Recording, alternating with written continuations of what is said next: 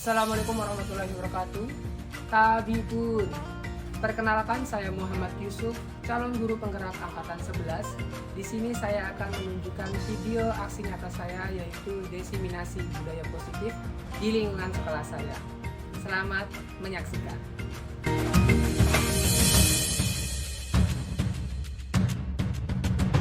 Dari berbagai penjuru Nusantara, pendidik mulia terpanggil jiwanya melangkah dalam satu cita, selamat dan bahagia anak bangsa. Batang pendidikan beri filosofi, guru penggerak siap berinovasi, bersatu dan berkolaborasi. Bahagialah wahai ibu pertiwi. Bergerak jiwanya, selalu bergerak dengan aksi nyata, menggerakkan semua, mewujudkan generasi emas. Kami guru penggerak, kita akan menghamba pada anak Indonesia, mewujudkan semua. Assalamualaikum warahmatullahi wabarakatuh. Waalaikumsalam warahmatullahi wabarakatuh. Selamat siang, Tabibun. Ya Bun.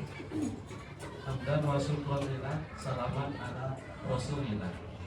Yang terhormat kepada Kepala Sekolah UPTD SD Negeri 1 Giri Kelapa, Ibu Nurdinawati SPD. Yang kami hormati Bapak Ibu Guru SDN 1 Giri Kelapa Mulyo. Marilah kita panjatkan puji syukur kehadirat Allah Subhanahu wa Ta'ala yang telah melimpahkan rahmat dan karunia-Nya sehingga kita dapat berkumpul di tempat ini dalam keadaan sehat walafiat. Pada kesempatan ini kita dikumpulkan di sini dalam agenda yaitu mengikuti pengibasan diseminasi budaya positif yang akan disampaikan dari Bapak Yusuf. Sebelum mengikuti pengibasan diseminasi budaya positif dari Bapak Yusuf, mari kita dengarkan dan simak arahan dari pimpinan UPTD SD Negeri 1 Giri Kelapa Mulyo, Ibu Nurdinawati SPD di sini.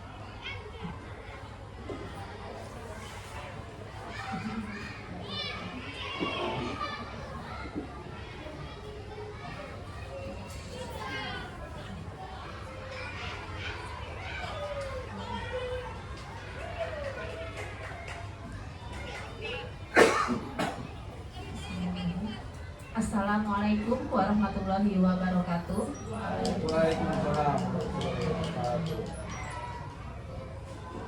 Alhamdulillahirabbil alamin wa binasta'in wa ala umuri dunya waddin wassalatu wassalamu ala asrofil anbiya'i wal mursalin wa alihi wasallam.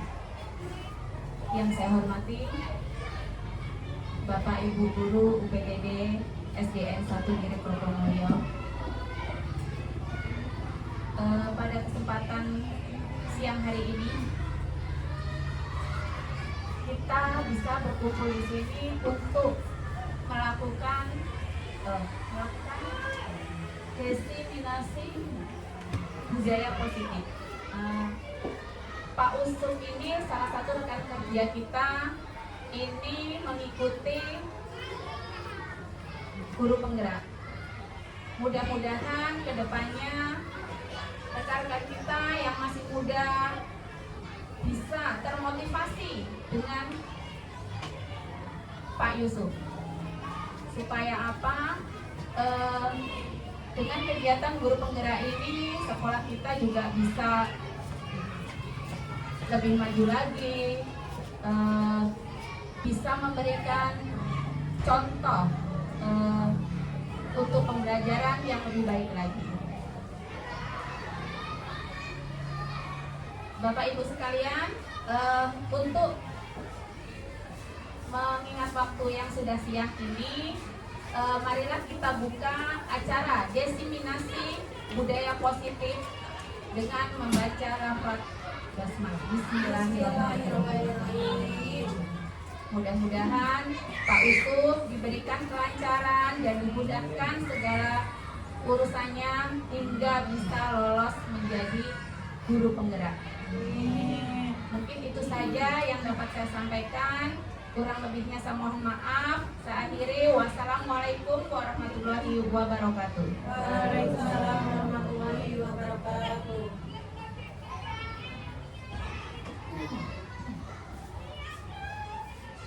Terima kasih kepada Ibu Nurlinawati yang telah memberikan arahan kepada kita semua. Kemudian acara selanjutnya yaitu pemaparan diseminasi budaya positif kepada Bapak Yusuf Tito. Silakan.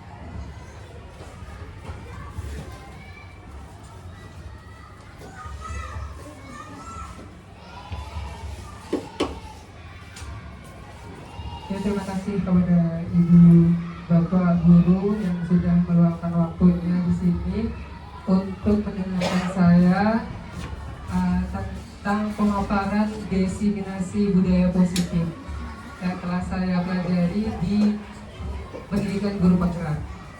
Sebelumnya, Assalamualaikum warahmatullahi wabarakatuh. Waalaikumsalam warahmatullahi wabarakatuh. Yang terhormat Kepala Sekolah UPTD SD Negeri 1 Giri Kopo Mulyo, Ibu Nurlinawati.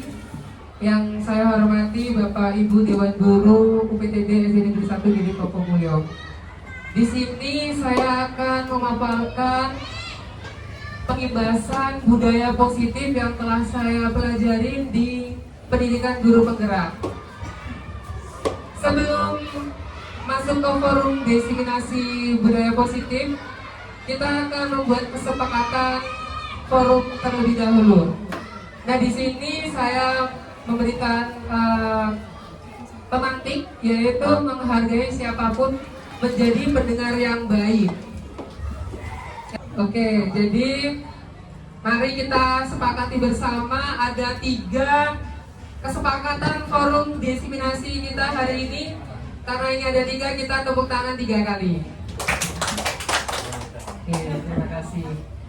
Selanjutnya, nah, sebagai guru yang baik harus memiliki kemampuan dalam mewujudkan budaya positif di sekolah. Budaya positif tersebut dapat dijalankan dengan menerapkan konsep-konsep seperti 1.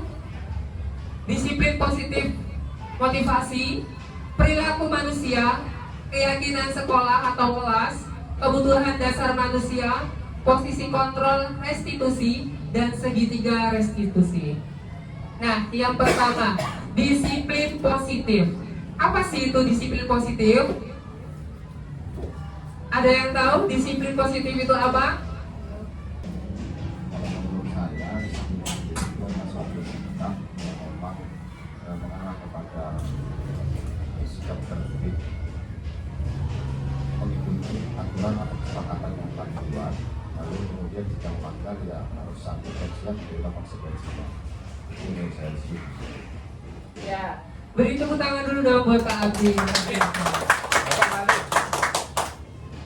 Nah, jadi disiplin positif itu merupakan suatu cara penerapan disiplin yang mengajarkan anak bertanggung jawab dan menumbuhkan kesadaran diri berdasarkan nilai-nilai kebajikan, nilai-nilai kebaikan.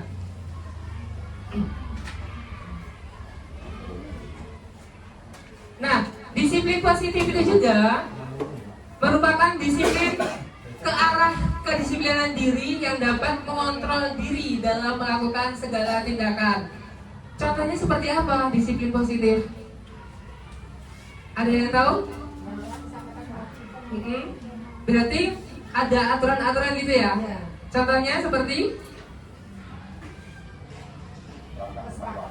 berangkat tepat waktu. Oke, kesepakatan kelas. Aturan. Nah, disiplin positif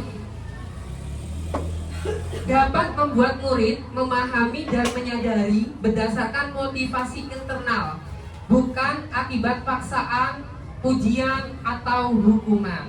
Jadi, ketika siswa sudah menerapkan disiplin positif, berarti mereka sudah mempunyai kesadaran diri, motivasi internal.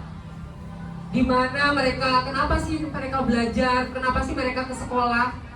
Karena bukan lagi karena tuntutan dari orang tua, tetapi karena kesadaran diri untuk belajar menuntut ilmu ke sekolah. Dan seperti contoh lagi, tadi benar berangkat tepat waktu, dan itu karena kesadaran diri, motivasi internal yang dia melakukannya karena bukan takut untuk dihukum, tapi emang kesadaran diri untuk datang ke sekolah tepat waktu. Nah, disiplin positif ini berdasarkan nilai-nilai kebajikan. Nah, di sini ada, karena banyak sekali nilai-nilai kebajikan yang ada di sini, maka dari itu kita kelompokkan dan sesuai dengan pemerintah ya, Bapak Ibu, ada 6 karakter dalam profil pelajar Pancasila. Yang pertama yaitu beriman, bertakwa kepada Tuhan Yang Maha Esa dan berakhlak mulia. Yang kedua mandiri. Yang ketiga berkebinekaan global. Yang keempat bergotong royong. Yang kelima kreatif, dan yang terakhir bernalar kritis. Selanjutnya yaitu motivasi perilaku manusia. Apa sih motivasi perilaku manusia? Ada yang tahu? Iya, Bu Desi, boleh menyampaikan pendapatnya. Motivasi perilaku manusia. Motivasi perilaku manusia itu biasanya dari lingkungan sekitar ya Pak. Biasanya ada contoh-contoh yang mungkin ingin dia tiru, jadi ingin menjadi lebih baik karena melihat seseorang gitu yang menurut dia baik. Ya. Contoh melihat contoh seseorang gitu ya Ibu ya. Ada lagi motivasi. Oke Ibu, dorongan untuk melakukan sesuatu, contoh yang baik. Oke, dorongan melakukan sesuatu, perilaku yang baik. Oke, terima kasih Bu Desi dan Ibu Sri. Beri tepuk tangan dulu dong buat Ibu Sri dan Ibu Desi. Nah, benar kata Bu Desi dan kata Bu Sri bahwasanya dorongan untuk melakukan sesuatu yang baik gitu ya. Nah, di sini dalam motivasi perilaku manusia yaitu ada tiga kenapa manusia itu melakukan sesuatu. Ya, yang pertama untuk menghindari ketidaknyamanan atau hukuman. Yang kedua untuk mendapatkan imbalan atau penghargaan dari orang lain. Dan yang ketiga adalah untuk menjadi orang yang mereka inginkan, dan menghargai diri sendiri dengan nilai-nilai yang mereka percaya. Nah, seperti itu. Jadi motivasi perilaku manusia itu dibagi menjadi 2, yaitu motivasi internal dan motivasi eksternal. Nah, dalam ketiga ini, manakah motivasi internal? Ya, yang nomor 3. Untuk yang nomor 1 dan 2, masuk ke dalam mana? Masuk ke dalam eksternal. Jadi motivasi manusia itu bertindak, itu pasti ada 3. Ya, ada 3 kemungkinan kenapa sih dia melakukan sesuatu itu. Yang pertama yaitu menghindari ketidaknyamanan atau hukuman, untuk mendapatkan imbalan, atau untuk menghargai dirinya sendiri, atau melakukan karena nilai-nilai yang mereka percaya.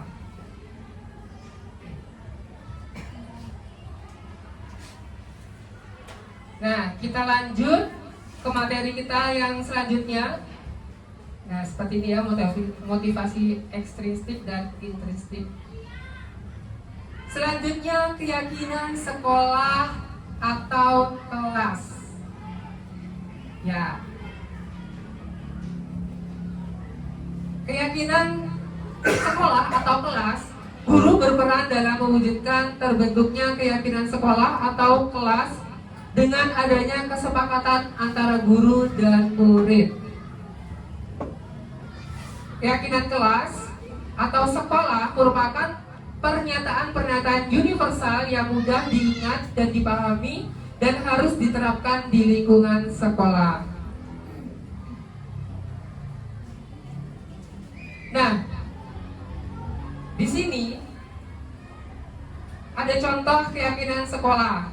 Nah, di sini ada bekerja sama, menjaga kebersihan kelas, menjaga dan meletakkan barang sesuai tempatnya, terus mengerjakan tugas tepat waktu, saling peduli, menghargai dan membantu sama orang, tepat waktu, dan aktif di kelas. Di mana keyakinan sekolah atau kelas ini bertujuan untuk kita dalam mengkondisikan atau membuat budaya positif di kelas kita masing-masing. Seperti itu. Nah, kenapa sih kok keyakinan bukan aturan? Nah, kalau keyakinan ini dibuat oleh guru dan siswa di awal semester, sedangkan kalau peraturan biasanya dibuat oleh guru, tidak melibatkan siswa. Sehingga ketika aturan sudah dibuat, anak-anak tidak tahu peraturannya dan anak-anak tidak ikut andil dalam membuat aturan itu. Maka dari itu kita lebih ke keyakinan kelas. Nah, karena keyakinan kelas ini dibuat bersama guru dan siswa, dan selanjutnya hal ini akan membuat kesadaran siswa untuk melakukan hal tersebut atau keyakinan-keyakinan kelas yang telah dibuat. Nah, Bapak Ibu, sebelum kita lanjutkan materi, kita ice breaking dulu. Nah, sekarang saya punya ice breaking senyum selama 30 detik. Jadi silakan Ibu Bapak berdiri biar tidak tegang.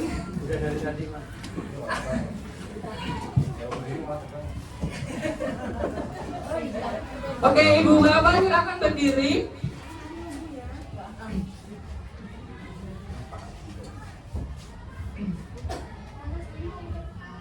Nah, sekarang silakan tatap atau berhadapan dengan teman yang terdekat. Nah, teman yang terdekat, oke. Cari teman masing-masing ya Ibu Bapak. Lebih dekat, lebih besar lagi Bapak Ibu.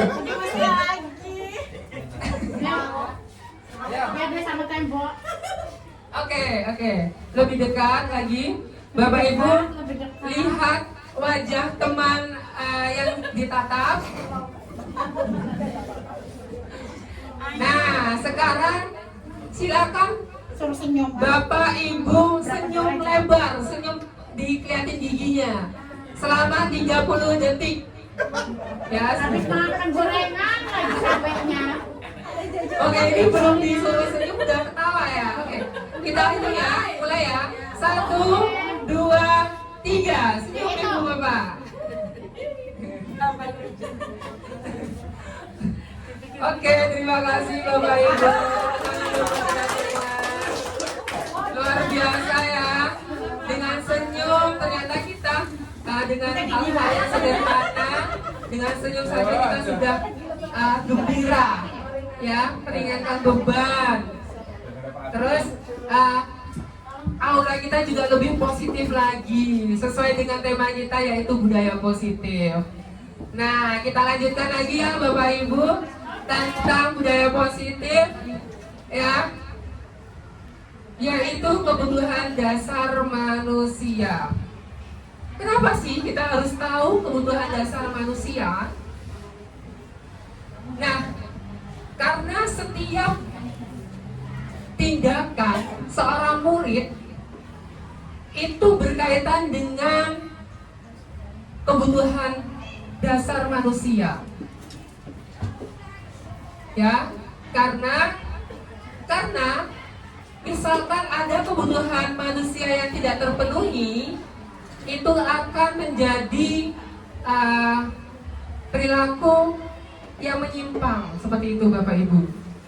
Nah, ngomong-ngomong soal kebutuhan dasar manusia, menurut Bapak Ibu apa aja sih kebutuhan dasar manusia?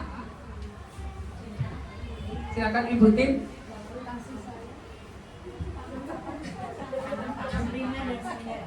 Kebutuhan manusia. Pakaian, oke. Ada lagi? Kasih sayang, iya. Pakaian, kasih sayang. Terus tempat tinggal. Cinta, salah nih. Kendaraan. Uang, iya. Istri. Iya. Nah, oke, jadi kebutuhan manusia itu ya benar.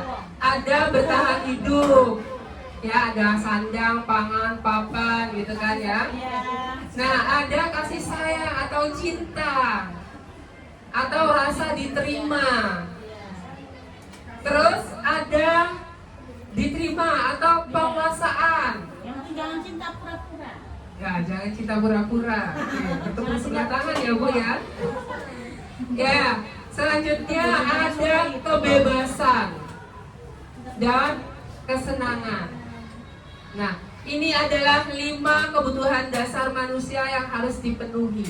Ketika 5 kebutuhan manusia ini tidak terpenuhi, itu akan menjadi gejolak atau akan kemungkinan ada penyimpangan. Nah, seperti itu. Yang penting jangan kesetrum. Oke, di sini kita ada studi kasus, yaitu Ibu Zulaika, guru wali kelas 6C. Salah itu aslinya Bu Rena itu. Siapa? Oh ya, Bu Rena ya. Kenapa jadi Zulaika? Iya. Ganti, Ibu Kak. Zulaika, ya kita lanjutkan ya Bu ya, ini salah ya, harusnya Bu Rena ya. Iya. Ya, Bu Zulaika, guru wali kelas 6C, sedang bingung menghadapi ulah salah satu murid di kelasnya, Doni. Beberapa anak telah mengeluh Doni yang seringkali meminta bekal makan siang. Mereka dengan bekal makan siang, mereka dengan paksa. Jika Anda menghadapi situasi seperti Ibu Zulaika, apa yang akan Anda lakukan? Nah, gimana Ibu Reni ini selaku 6C? Kalau misalkan oh Bu Rena, ya ada RR-nya gitu ya. Kalau misalkan ada kasus seorang siswa meminta bekal makan siang secara paksa kepada temannya, apa yang akan Ibu lakukan untuk menangani kasus tersebut? Bisa beliin langsung anting. Saya juga kaya. Langsung saya beli, kan barang susah.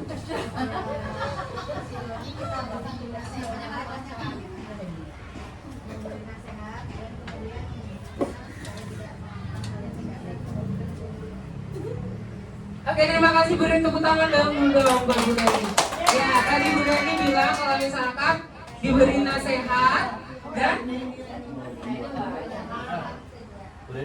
membimbingnya untuk tidak melakukan hal tersebut. Nah, kalau kita kembalikan lagi ke kebutuhan manusia, nah, kemungkinan alasan pertama Doni melakukan hal tersebut karena ia lapar dan orang tuanya tidak membawakan bekal makan siang. Maka kebutuhan dasar yang sedang dipenuhi oleh Doni adalah kebutuhan dasar apa? Bertahan hidup. Ya, bertahan hidup. Terus kemungkinan yang kedua, alasan Doni adalah karena dia merasa senang temannya jadi memperhatikan dia. Ketika temannya melaporkan tindakan itu pada gurunya dan gurunya memberitahu bahwa orang tuanya, sehingga orang tua menjadi memperhatikan dia. Maka kebutuhan dasar yang sedang dipenuhi Doni adalah kebutuhan akan kasih sayang dan rasa diterima. Nah, kurang perhatian ibu bapak ya. Nah, sama halnya ketika kita belajar di kelas, ketika anak-anak itu tidak memperhatikan kita atau mengganggu temannya, mungkin hal itu karena dia ingin diperhatikan. Nah, maka dari itu kita juga harus memberikan perhatian kepada anak tersebut. Selanjutnya, alasan ketiga Doni yaitu karena temannya jadi takut dengan dia dan menuruti keinginannya. Nah, apa yang sedang berusaha dipenuhi kebutuhannya akan kekuasaan. Nah, jadi kemungkinan alasan Doni itu dia ingin mengatur. Jadi ketika ada siswa yang seperti itu, kita bisa memberikan tanggung jawab lebih ke mereka. Jadi ketua kelas, benar. Nah, seperti itu. Dan ada lagi alasan selanjutnya, yaitu alasan keempat, karena dia merasa bosan dengan bekal makanan yang dibawakan ibunya dari rumah, karena ibunya selalu membawa bekal yang sama di rumah. Nah, ini selalu membawa bekal yang sama. Oleh karena itu dia ingin mencoba bekal makanan teman-temannya yang beraneka ragam seperti itu. Nah, jadi kebutuhan apa yang sedang dipenuhi oleh Doni? Kebebasan. Nah, seperti halnya ketika di kelas mungkin ada anak yang bosan dengan kita atau tidak memperhatikan kita, tidur atau sebagainya. Mungkin karena pembelajaran yang kita lakukan itu mereka begitu biru saja, jadi anak-anak bosan. Ya, kurang mendengarkan kita. Nah, seperti itu. Dan alasan yang kelima adalah karena ia melakukan karena iseng. Ia menikmati ekspresi wajah teman-temannya yang kesal karena diambil makanannya dan menurut dia ekspresi teman-temannya itu lucu. Maka berarti Doni sedang berusaha memenuhi kebutuhannya akan kesenangan. Nah, ini yang harus kita bimbing, bahwasanya kesenangan yang seperti itu adalah kesenangan yang salah. Maka kita harus mengarahkan ke kesenangan yang lain. Seperti itu. Posisi kontrol restitusi. Mungkin hal ini adalah kosakata baru menurut Bapak Ibu ya. Posisi kontrol restitusi. Jadi dalam menangani kasus tadi, kasus Doni, kita itu sebagai apa sih? Atau posisi kita itu sebagai apa gitu? Posisi kontrol itu kan berarti kita mengambil peran kita, ya mengambil peran kita itu sebagai apa? Nah, di sini ada 5 yang kita pelajari dari guru penggerak. Ada 5 posisi kontrol, yaitu guru sebagai penghukum, guru sebagai pembuat merasa bersalah. Kalau misalkan guru sebagai penghukum langsung dihukum, kenapa kamu seperti itu? Ya, biasanya memakai kata-kata yang negatif, yang menghardik. Dan kalau guru posisi kontrol restitusi sebagai guru pembuat merasa bersalah, itu berarti dia menggunakan kata-kata yang membuat siswa itu merasa bersalah. Seperti itu. Tuh kan, gara-gara kamu si A menangis. Nah, contohnya seperti itu. Dan yang ketiga, guru sebagai teman. Janganlah dong kayak seperti itu kan membuat si A jadi tidak nyaman seperti itu. Kalau yang keempat itu guru sebagai pemantau. Biasanya kalau guru sebagai pemantau itu dia punya checklist. Seperti ini tidak boleh, ya kan? Merebut makanan temannya nggak boleh. Apa yang kamu lakukan kali ini? Berangkat ke sekolah tidak tepat waktu. Nah, seperti itu. Nah, di sini ada tabel. Di sini ada tabel tidak kelihatan ya, Ibu Bapak ya. Nah, ini menghukum. Kalau menghukum itu menghadik, menunjuk-nunjuk, menyakiti. Ya, contohnya kalau kamu tidak melakukannya, awas ya, rasakan.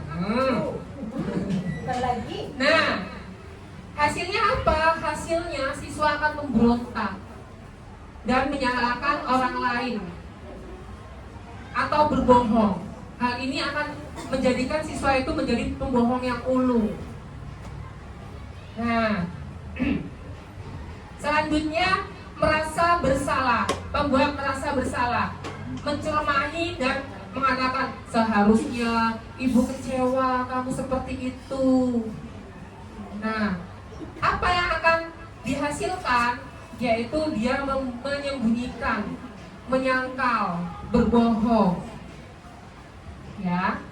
Yang selanjutnya yaitu posisi menjadi teman, membuat alasan-alasan untuk muridnya. Contohnya, ayolah kapan ini demi ibu, masa kamu tidak mau? Ingat tidak, ibu pernah membantu A, B, C. Nah, seperti itu.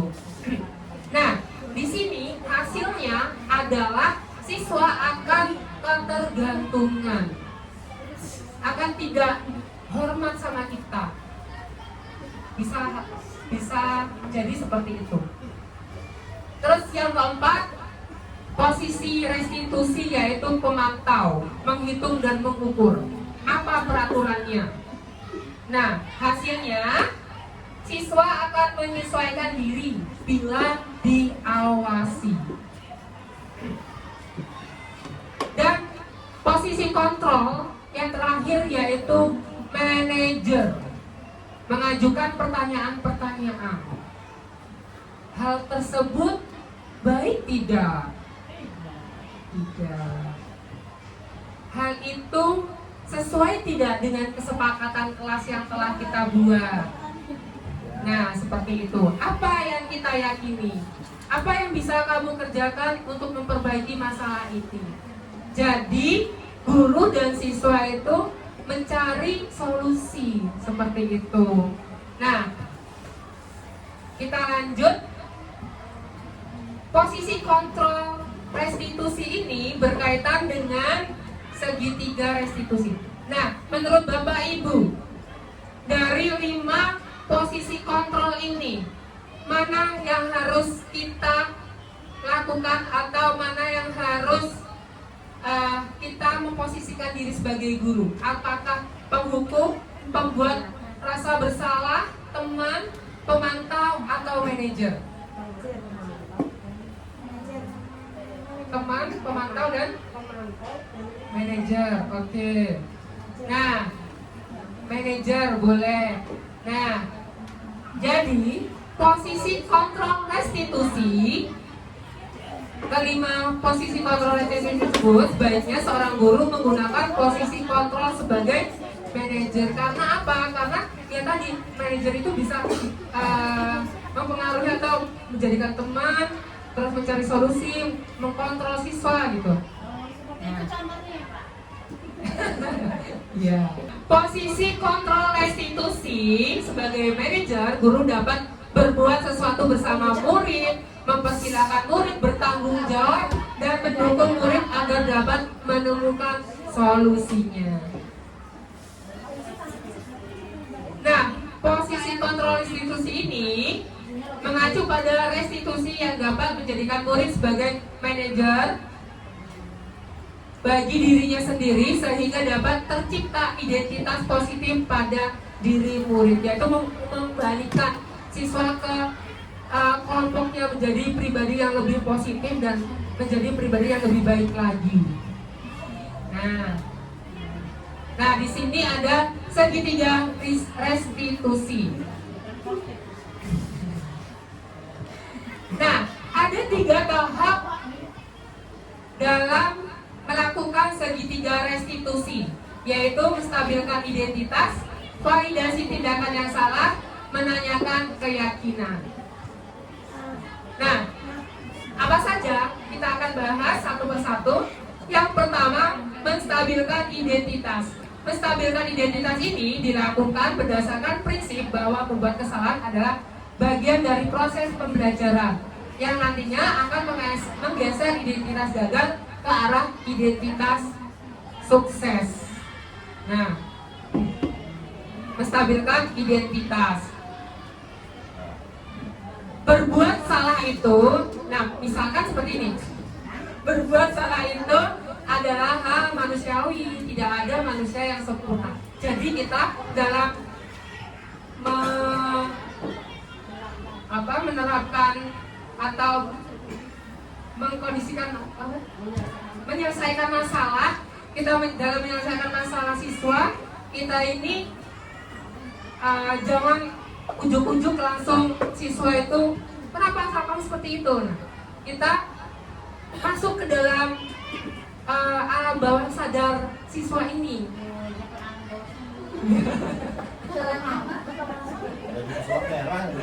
Ya. Tapi bukan ini ya, bukan pesulap juga ya Bapak Ibu ya. Alam bawah sadar. Ya, yang artinya kita itu harus respect sama anak tersebut. Ya, contohnya seperti apa? Berbuat salah itu hal yang manusiawi. Bapak itu juga pernah berbuat kesalahan. Nah, bagaimana kita menyikapi hal itu? Mari kita cari solusinya. Nah, seperti itu. Nah, Bapak tidak mencari kesalahan. Bapak ingin menyelesaikan masalah gitu. Menanyakan dirimu sendiri terus menerus. Apakah kamu bersikap baik atau dirimu sendiri? Nah, seperti itu ya.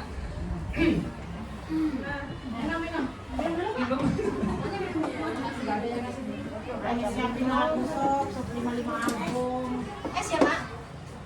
Nunduk. Nah, seperti Bapak tidak tertarik untuk mencari tahu siapa yang benar, siapa yang salah. Bapak lebih tertarik untuk menyelesaikan masalah. Ini di sini bukan membenarkan tindakannya, Bapak Ibu, ya, tapi di sini mengarahkan bahwasanya tindakan itu bisa saja terjadi, namun juga bisa diatasi solusinya, bisa ada solusinya seperti itu. Dan tahapan yang kedua adalah validasi tindakan yang salah. Validasi tindakan yang salah dilakukan berdasarkan prinsip bahwa setiap perilaku berupaya memenuhi suatu kebutuhan tertentu. Nah, kembali lagi ke kebutuhan dasar manusia. Sehingga guru atau orang tua akan bergeser dari pemikiran stimulasi respon jadi proaktif serta akan lebih mengalihkan atau mengakui kebutuhan murid atau anak. Seperti itu. Ya, terima kasih Ibu.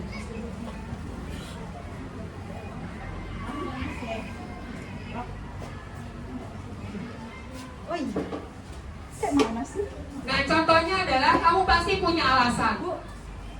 Tadi kan kita sudah mempelajari tentang kebutuhan manusia. Nah, kita cari dulu, kita gali dulu informasi. Kamu pasti punya alasan kenapa melakukannya. Apa yang penting bagi kamu? Kamu boleh tetap berusaha menjaga sikap itu, tetapi sikap yang lain juga harus diperbuat juga. Maukah kamu belajar cara lain untuk menghadapi yang kamu butuhkan tanpa harus memukul? Misalkan ketika siswa itu memukul temannya, mungkin kebutuhan akan survival kan, tadi yang lagi di ini. Nah, seperti itu kita harus cari dulu, kita gali dulu kebutuhan apa yang sedang ia butuhkan. Nah, selanjutnya kebutuhan yang terakhir, bukan kebutuhan tapi tahap yang terakhir adalah menanyakan keyakinan. Menanyakan keyakinan dilakukan dengan memberikan pertanyaan-pertanyaan yang bermakna kepada murid atau anak untuk memunculkan motivasi secara intrinsik sehingga mampu mengaitkan keyakinan yang dengan tindakan yang salah. Misalkan menanyakan keyakinan. Nah, di awal kita sudah belajar ya Ibu Bapak tentang keyakinan kelas. Jadi kita menanyakan lagi keyakinan kelas yang telah kita buat di awal pembelajaran. Misalkan, keyakinan kelas apa yang kamu langgar? Seperti itu. Nah, apa nilai yang kita percaya di sekolah kita? Nilai-nilai apa yang telah kita sepakati? Nah, kelas yang ideal itu seperti apa? Sebaiknya atau kebijakan apa yang harus kita miliki? Misalkan anak itu mencontek. Nah, sebaiknya kamu melakukan apa? Nah, seperti itu. Keyakinan kelas apa yang telah kamu langgar? Oh, keyakinan kejujuran. Seperti itu. Dan kita tanyakan lagi ke siswa, kamu melakukan itu, kamu menjadi orang yang seperti apa? Oh, menjadi orang yang berbohong. Baiknya kamu menjadi orang yang seperti apa yang kamu yakini? Menjadi orang yang jujur. Nah, jadi kita kembalikan lagi ke hal-hal yang positif.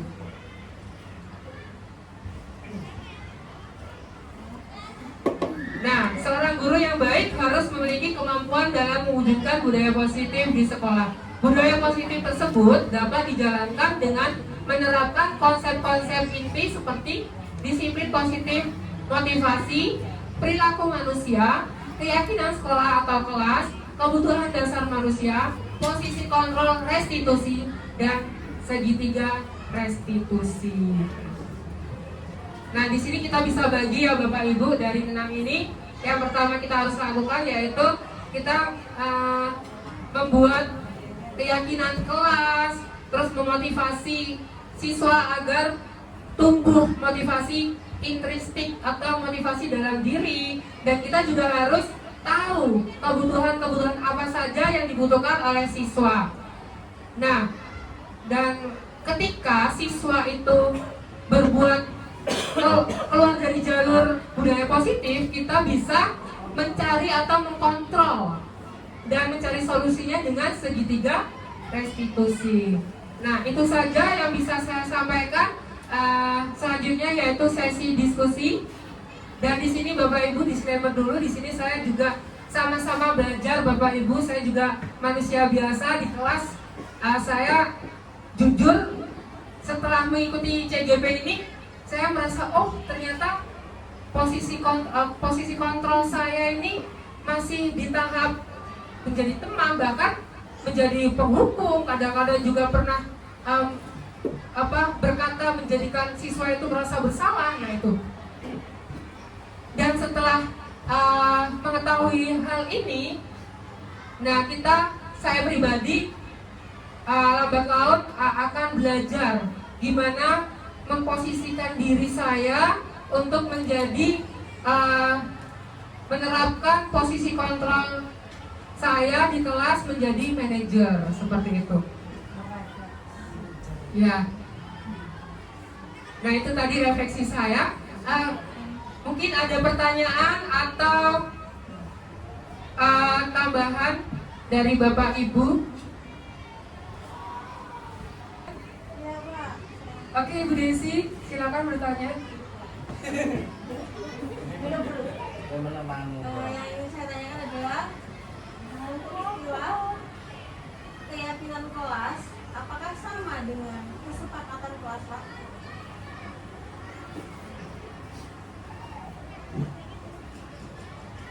Wah, pertanyaannya sulit.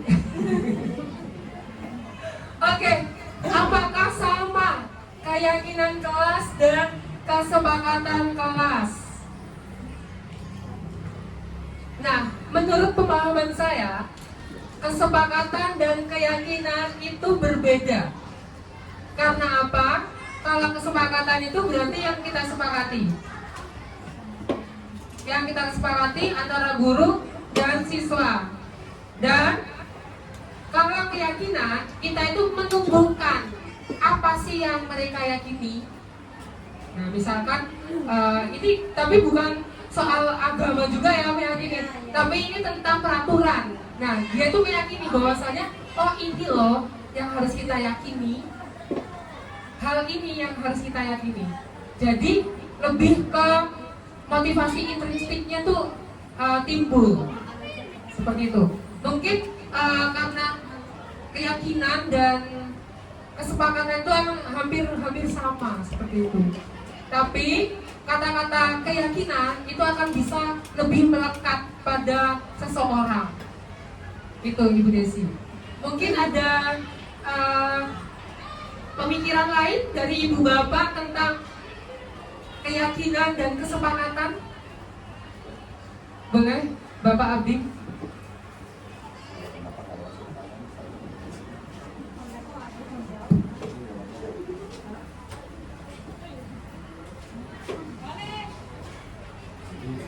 Menurut saya terkait dengan keyakinan kelas atau kesepakatan kelas itu sebenarnya saling berkaitan. Jadi kesepakatan kelas itu kan orientasi atau tujuannya kan untuk budaya atau disiplin positif. Nah, maka dimulai dari keyakinan. Sebagai contoh, kita menggali keyakinan pada diri kita. Bagaimana agar proses pembelajaran di kelas kita ini kalian merasa nyaman? Iya, yang kita tanyakan ke mereka. Ya Pak, kelas harus bersih, gitu ya. Salah satu contohnya. Nah, maka kebersihan kelas itu menjadi kesepakatan kelas nanti awali dari keyakinan yang ada berada di mereka. Itu Pak. Baik, terima kasih tanggapannya dari Pak Abdi bahwasanya kesepakatan dan keyakinan itu saling berkaitan. Ya, saling berkaitan. Di mana ketika membuat anak-anak yakin, pertama kita harus membuat kesepakatan dulu gitu ya Pak, Bapak ya. Keyakinan dulu. Keyakinan, kita membuat keyakinan-keyakinan, baru kita menyepakati keyakinan-keyakinan itu. Seperti itu. Terima kasih, beri tepuk tangan dulu dong buat Ibu Desi dan Bapak Abdi. Ada lagi yang ingin bertanya? Atau menanggapi dari pemaparan saya tadi tentang budaya positif?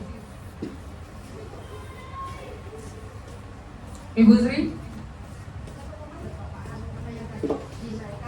Yang bagian mana? Oh, posisi kontrol ya Bu?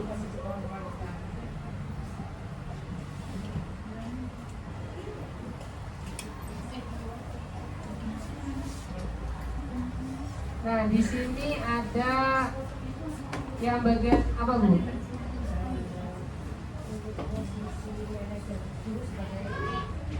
Guru sebagai manajer.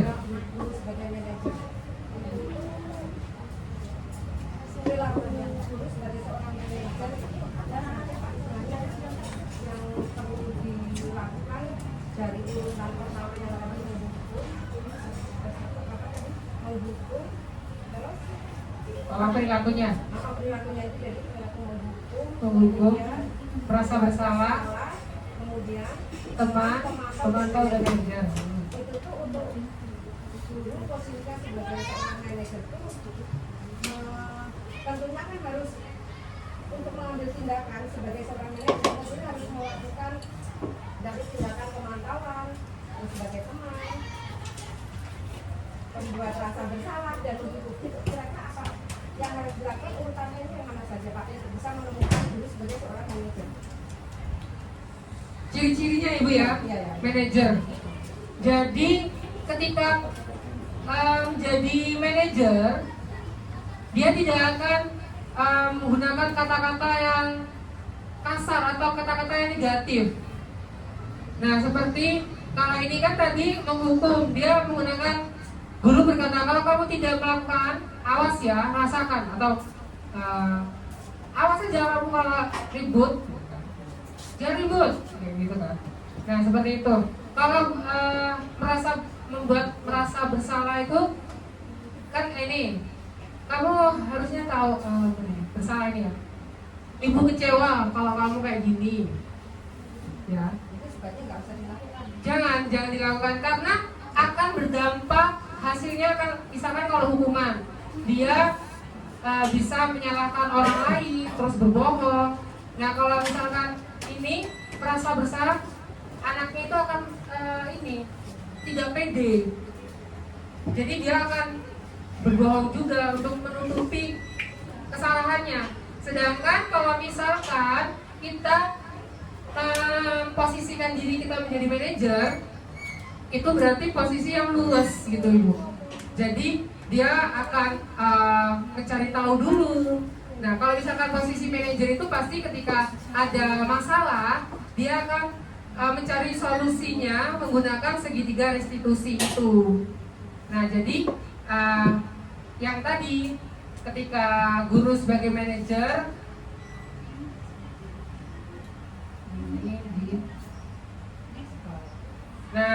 menstabilkan identitas, dia menstabilkan identitas dulu. Dia merangkul siswanya dulu, gitu. Sehingga siswa itu mau mencurahkan pendapatnya atau berkata. Kadang-kadang kan kalau kita langsung bilang kenapa kamu seperti itu, dia kan pasti akan berbohong, tidak akan mengatakan sejujurnya. Nah, sedangkan ketika kita dalam menyelesaikan masalah dengan segitiga restitusi, kita akan stabilkan identitas dulu. Nah, kayak tadi pertanyaan-pertanyaan kayak masalah itu semua itu pernah punya salah gitu kan.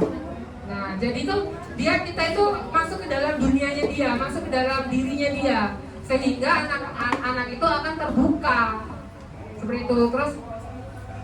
Terus selanjutnya yaitu memvalidasi tindakan yang salah. Hal kayak gitu benar atau tidak? Biarkan anak itu mencari solusinya, gitu. Dia menggugah pada dirinya, gitu Ibu, membangkitkan gitu. Pasti dia akan salah Pak, salahnya di mana? Apa yang menurut kamu salah itu apa gitu? Nah, terus baru menanyakan keyakinan, terus mencari solusinya. Kita bimbing anak itu untuk tanggung jawab atas apa yang dia perbuat, seperti itu. Nah, itu adalah posisi kontrol manajer ketika anak-anak itu menyimpang atau ketika ada kasus di siswa, seperti itu Ibu. Ya, sama-sama Ibu. Oke, baik teman-teman. Terima kasih atas waktu dan kerelaannya mendengarkan diseminasi aksi nyata saya di siang hari ini dalam tema budaya positif. Semoga apa yang saya paparkan siang hari ini khususnya buat saya bisa menjadi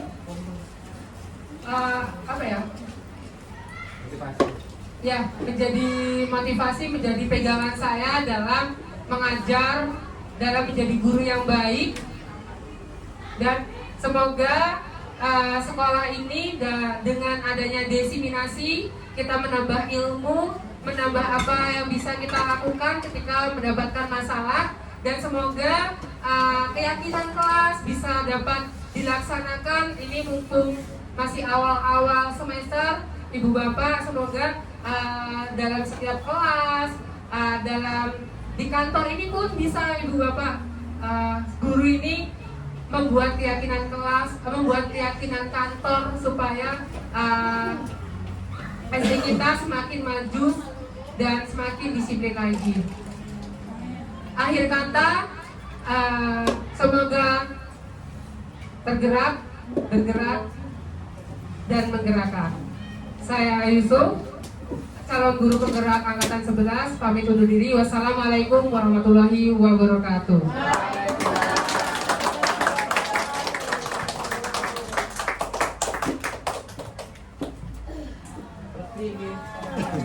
Tadi pemaparan mengenai diskriminasi budaya positif oleh Bapak Usuf.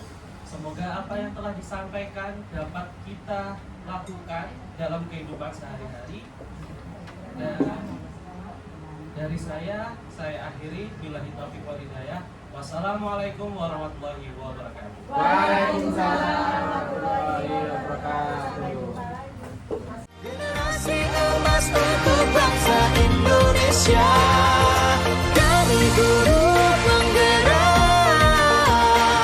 selalu menuntun mereka sesuai kodratnya, mewujudkan semua pelajar berkarakter berprofil Pancasila. Guru penggerak adalah pemimpin pembelajaran yang mendorong tumbuh kembang murid secara holistik, aktif, dan proaktif dalam mengembangkan pendidik lainnya untuk mengimplementasikan pembelajaran yang berpusat kepada murid serta menjadi teladan dan agen transformasi ekosistem pendidikan untuk mewujudkan profil pelajar Pancasila. Guru penggerak membawa perubahan. Guru penggerak majukan pendidikan. Guru penggerak tergerak, bergerak, menggerakkan.